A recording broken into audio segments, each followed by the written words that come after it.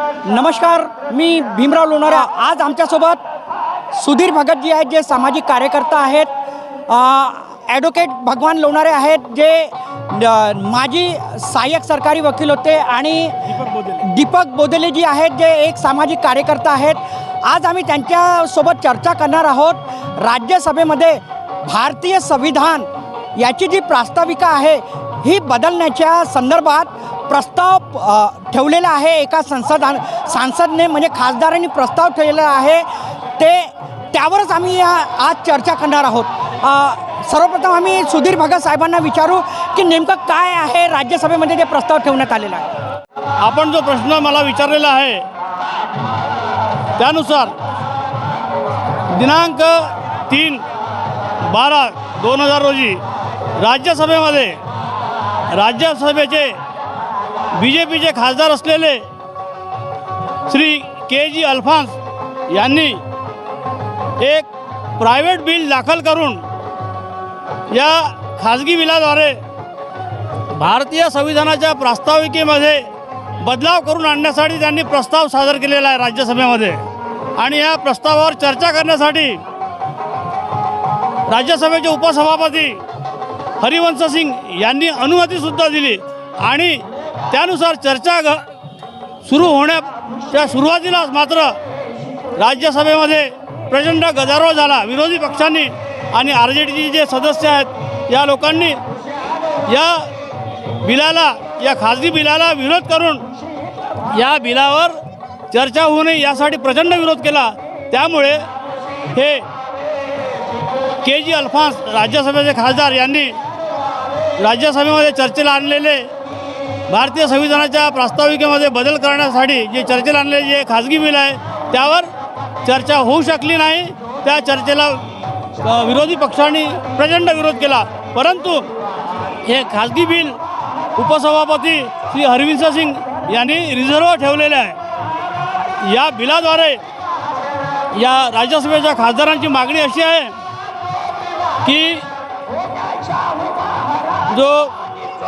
जी समान संधी ज्या जन्मामुळे आणि शिक्षणामध्ये आणि जे नोकरी पाण्यामध्ये पोट भरण्याचे जे काही साधनं आहे यामध्ये समान संधीची त्यांनी मागणी केली आहे या प्रिएम्बलच्या अनुषंगाने। परंतु वास्तविकता अशी आहे की यापूर्वीच या प्रास्ताविकामध्ये स्वातंत्र्य, समता, बंधुत्व, न्याय, समानता याची जी ग्वाही प्रिएम्बलमध्ये आलेलीच आहे, आणि आर्टिकल जे आहे 14, 15, 16मध्ये यामध्ये ती सुद्धा आलेली आहे। मग हे नवीन बिल सादर करण्याचं काय कारण आहे? केव्हा चर्चेमध्ये हे बिल आणलेलं आहे? त्यांनी केव्हा आणलेलं आहे चर्चेमध्ये? हे 3 तारखेला या शुक्रवारला चर्चेसाठी हे बिल, खाजगी बिल श्री अल्फान्स यांनी ते सादर केलेलं होतं, परंतु विरोधी पक्षांनी त्याला प्रचंड विरोध केला आणि त्यामुळे ती चर्चा होऊ शकली नाही। मात्र उपसभापती हरिवंश सिंग उपसभापती महोदय यांनी ते रिझर्व्ह ठेवलेलं आहे। तुमची मागणी काय? भारतीय संविधानामध्ये आणि भारताचं संविधानाचे जे प्रिएम्बल आहे त्यामध्ये ऑलरेडी या सर्व गोष्टी सर्व आलेल्या आहेत। मग हे नव्याने आणखी त्याच्यामध्ये संशोधन करण्याची काय आवश्यकता आहे? यामागे कोणतं षडयंत्र आहे की ज्यामुळे या BJP सरकारला किंवा हे मागणी करणाऱ्या लोकांना, या देशात जे डाऊन ट्रायबल पीपल आहेत, जे SC ST OBC मायनॉरिटीजमध्ये जे लोक आहेत, यांना जे व्यवसाय करणे, पोट भरणे किंवा हे जे संविधानाने जे दिलेलं आहे, हक्क दिले आहे, ते एक प्रकारे ते पुन्हा नाकारण्यासाठी हे बिल आणण्याचा षडयंत्र आहे। आमच्यासोबत बोदेले साहेबही आहेत, जे सामाजिक कार्यकर्ता। आपण त्यांच्याकडून जाणून घेऊया की राज्यसभेमध्ये जी भारताचे संविधान आहे प्रास्ताविका, त्याच्यामध्ये बदल करण्याचा षडयंत्र रचण्यात आलेला आहे एका खासदाराद्वारे। काय सांगा?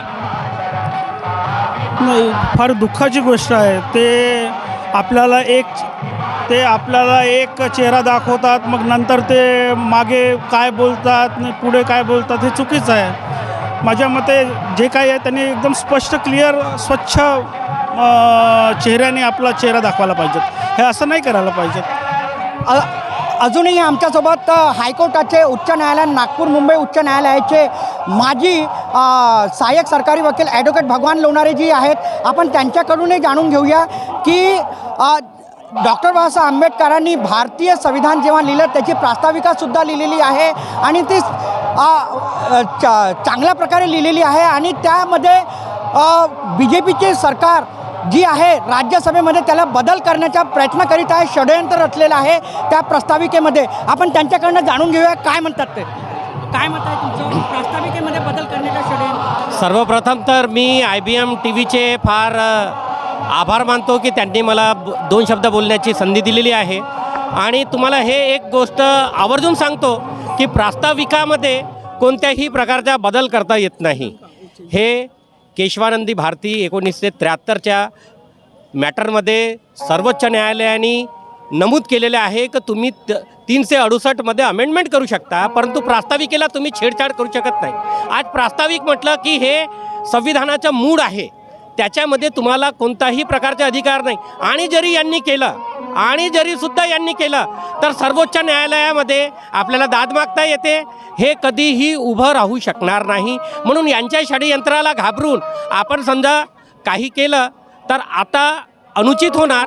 जोपर्यंत तो प्रस्ताव येणार नाही आणि पारित होणार नाही तोपर्यंत आपण आता काही करणं म्हणजे वावगं होणार नाही. आपल्याला आहे ना, संधी आहे ना, सर्वोच्च न्यायालयामध्ये संधी आहे आणि सर्वोच्च न्यायालयानेच याच्यामध्ये फार मोठ्या मोठ्या गाईडलाईन दिलेल्या आहेत की तुम्ही काही करू शकता, परंतु प्रियम्बलला तुम्ही छेडू शकत नाही. बाबासाहेबांचं संविधान आहे आणि आजच्या दिवशी हा प्रश्न लोणारेंनी उपस्थित केला, याबद्दल मी त्यांचा फार आभारी आहे. धन्यवाद. आमच्यासोबत पुन्हा वर्षा शामकोर मॅडम आहेत, जे की राष्ट्रवादी काँग्रेसच्या नेत्या आहेत. आपण त्यांच्याकडनंही जाणून घेऊया की राज्यसभेमध्ये एका भारतीय जनता पक्षाच्या खासदाराने प्रास्ताविकेमध्ये बदल करण्यात यावं असं एक बिल ठेवलेलं आहे. काय सांगा? सर्वप्रथम आजच्या दिवशी डॉक्टर बाबासाहेब आंबेडकर भारतरत्न यांच्या महापरिनिर्वाण दिनानिमित्त त्यांना कोटी कोटी वंदन करते.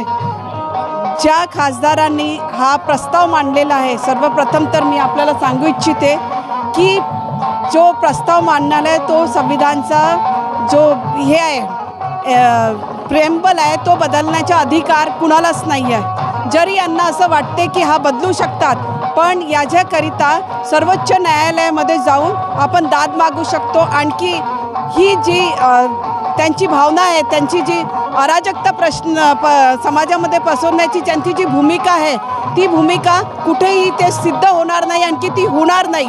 कारण की डॉक्टर बाबासाहेब आंबेडकरांचा जो संविधान आहे, आणखी ती पहिली त्यांची जी प्रास्ताविकता आहे ती कधीही बदलता येऊ शकत नाही. त्याच्याकरिता आता तर त्यांनी फक्त प्रस्ताव ठेवलेला आहे, पण हे अशक्य आहे. त्यामुळे घाबरण्याचे इथे कारण नाही आहे. सर्वोच्च न्यायालयाकडे आपण दाद देऊ शकतो. मला फक्त एक सांगायचं आपल्या माध्यमातून की आज भारत सरकार, आज जे भारताची परिस्थिती आहे त्या परिस्थितीमुळे आज भारत सरकार जो डॉक्टर बाबासाहेब आंबेडकर यांनी प्रॉब्लेम ऑफ रुपीज जो ग्रंथ लिहिलेला आहे, त्या ग्रंथाला इम्प्लिमेंट करण्याची आज काळाची गरज आहे. आज जर केंद्र सरकारने, भारत सरकारने त्या ग्रंथाचं संशोधन केलं, आणखी त्या ग्रंथामध्ये त्यांनी इम्प्लिमेंटेशन केली, तर त्या ग्रंथाच्या माध्यमातून आज जी भारताची इकॉनॉमिकल कंडिशन, आर्थिक परिस्थिती जी खराब झालेली आहे, ती आर्थिक परिस्थिती कुठेतरी आज बाबासाहेबांच्या विचारांची गरज आहे. आणखी त्याच्याकरिता द प्रॉब्लेम ऑफ रुपीज ह्या ग्रंथामध्ये संशोधन होऊन ते इम्प्लिमेंट करावं, एवढीच मी भारत सरकारला विनंती करते. आमच्यासोबत अजून एक प्रसिद्ध कवी तना नागपुरे जे सुद्धा आहेत, आम्ही त्यांच्याकडूनही जाणून घेऊया. बघा सर, आम्ही तुमच्याकडे पुन्हा येऊ. तना नागपुरे सर आहेत, आम्ही त्यांच्याकडूनही जाणून घेऊया. नागपुरे सर, राज्यसभेमध्ये एका भारतीय जनता पक्षाच्या खासदाराने जी भारतीय संविधानाची प्रास्ताविका आहे त्याच्यामध्ये बदल करण्यात यावं असं बिल पारित करण्याचा प्रयत्न करत आहे, षडयंत्र रचलं. काय सांगा? नहीं, ऐसा अगर करेंगे तो अम्बेडकरी समाज बाबा साहब को मानने वाला समाज कबूल नहीं करेगा, आक्रोश करेगा, आंदोलन करेगा. और जब से ये आदरणीय मोदी जी की सरकार आई है तब से स्टेशन के नाम बदलो, महापुरुषों के नाम बदलो, इनके जो कारनामे चल रहे हैं वो ज़्यादती के परिचायक है. संविधान प्रदत्त अधिकार आपको अगर सरकार चलाने का मिला है, बाबा साहब के कारण मिला है. और बाबा साहब के संविधान के ही अंदर में अगर आप कुछ मूलभूत अधिकार अगर बदलते हो और बदलने के बाद में जनमानस में अगर आप कहीं ना कहीं संकट खड़ा करते हो तो इसके लिए सरकार जवाबदेह है। ऐसा होना नहीं चाहिए। बाबा साहब ने समता का संदेश सारे दुनिया को दिया है, मानवता का संदेश सारी दुनिया को दिया है, और सरकार चलाने की भी कानून कायदे आपको दिए हुई है। इसका मतलब ये नहीं कि आप मनमानी करके एक तरफा आपके पास बहुमत होने से, एक तरफा आपको बोलने का अधिकार होने से आप दलितों के खिलाफ में, बाबा साहब के विचारों के खिलाफ में, या महापुरुषों के कहीं ना कहीं आंदोलन के खिलाफ में अगर आप ये कार्रवाई करते हो तो तन्हा नागपुरी आपका निषेध करता है। तन्हा नागपुरी ने सामाजिक स्तर के अंदर में डॉक्टर बाबा साहब के चरणों में हमेशा अभिवादन करके कहा है कि बाबा साहब आप नहीं होता तो दुनिया के अंदर में ये कायदे कानून का रखवाले नहीं होते, आप नहीं होते तो गरीबों को न्याय मिलने वाला कहीं पे स्रोत नहीं होता। बाबा साहब आप ही है तो दुनिया के अंदर में एक कर्मठता को दिखाकर मसीहा बनकर हमारे को कहीं ना कहीं मार्ग दिखाए है। मोदी साहब आप अगर कानून कायदे के जानकार है, आपको और आगे चल के अगर अपने अस्मिता की लाज रखनी है, ये जो कानून बनाकर धमकियाँ दे रहे हो, ये गरीबों को उजाड़ने की या बाबा साहब की अस्मिता को ठेस पहुंचाने की जो आप कार्रवाई कर रहे हो, ये रोक दो। अन्यथा जिस तरह से किसान आंदोलन ने आपको आपके अस्मिता की कहीं ना कहीं बाट लगाई है, उसी तरह से हमारे दलित समाज के लोग, हमारे मान्यवर हस्तियाँ आपको सड़कों पर लाकर कहीं ना कहीं कपड़े उतार सकती है। ये तन्हा नागपुरी आपको इस मौके पर बोल रहा है। हम बाबा साहब के पास आए हुए, बाबा साहब के सम्मान के खातिर आए, दुनिया आज उनके चरणों में सर झुका रही है, अभिवादन कर रही है। आपको भी शर्म आना चाहिए कि ऐसे कानून पारित करके कहीं ना कहीं हमारे अस्मिता को कहीं ना कहीं आप आक्रोश करने को व्यक्त कर। निश्चितच बघितलं कशा प्रकारे त्यांच्यामध्ये आक्रोश आहे। दोन शब्द निश्चितच भगत सर काय सांगाल, अजून काय सांगाल? देखिए, संविधान की जो ताकत है, भारतीय संविधान की ताकत जो जनता है, और अभी तो जनता का जो ये इस विषय में कोई मांग नहीं है, क्योंकि ऑलरेडी प्रिएम्बल और संविधान के जो अनुच्छेद है उसमें डाउन ट्राडन पीपल की जो भी उत्थान के लिए वो सब प्रावधान किया गया है। लेकिन ये बीजेपी सरकार के जो राज्यसभा सदस्य जो है केजी अल्फांस, ये संविधान की प्रास्ताविका में छेड़छाड़ करके उसमें संशोधन करने की जो 2021 का जो खासगी बिल डाल के इसमें बदलाव करने की कोशिश कर रहे हैं। तो संविधान के द्वारा ही जो राज्यसभा में जो विरोधी पक्ष के जो ताकतवर जो सदस्य बैठे, वो ऑलरेडी उन्होंने विरोध किया है।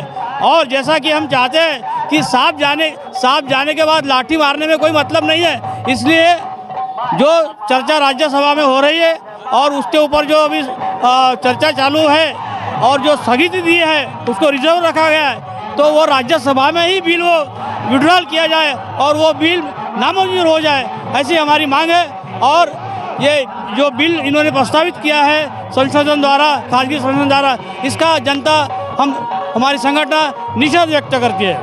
तर निश्चितच आंबेडकरी जनतेमध्ये आक्रोश आहे। या जे प्रास्ताविका आहे संविधानाची त्याला बदलण्याचा जो प्रयत्न एका भारतीय जनता पक्षाच्या खासदाराने केलेला आहे, त्याचा निषेध आंबेडकरी जनता करत आहे। तर आपण बघत राहा IBM TV9 न्यूज। आमच्या चॅनलला लाईक करा, सबस्क्राईब करा, आयकॉन बटन दाबण्यात विसरू नका। धन्यवाद। जय भीम, नमस्कार।